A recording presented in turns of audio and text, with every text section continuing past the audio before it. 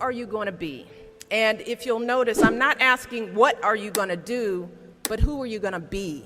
I'm asking you about how you plan to live your life every day. How are you going to respond when you don't get that job you had your heart set on? For all of you who are going to be teachers, what are you going to do if the students in your class next year just don't respond to your lessons? For all of you going into business, how will you react when your boss gives you a goal that feels way too high? See, these are the moments that define us. Not the day you get the promotion, not the day you win Teacher of the Year, but the times that force you to claw and scratch and fight just to get through the day. The moments when you get knocked down and you're wondering whether it's even worth it to get back up. See, those are the times when you've got to ask yourself, who am I going to be?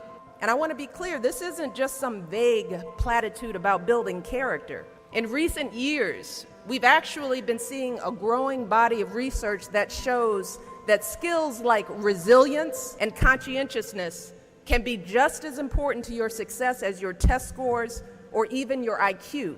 For instance, West Point cadets who scored high on things like grit and determination were more likely to complete basic training than those who ranked high on things like class rank, SAT scores, and physical fitness. So what we're seeing is that if you're willing to dig deep, if you're willing to pick yourself up when you fall, if you're willing to work and work until your weaknesses become your strengths, then you'll develop a set of skills that you can mold and apply to any situation you encounter, any job you might have, any crisis you might confront. But you got to make that choice. And let me just share just a little secret before I end.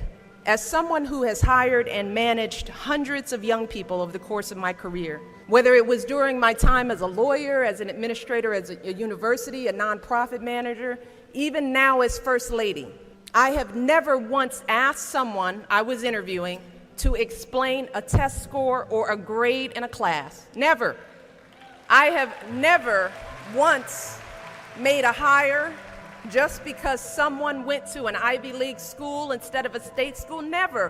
What I have looked for is what kind of person you are. Are you a hard worker? Are you reliable? Are you open to other viewpoints? Have you stepped outside of your own self-interest to serve others? Have you found a way to serve our country, whether in uniform or in your community?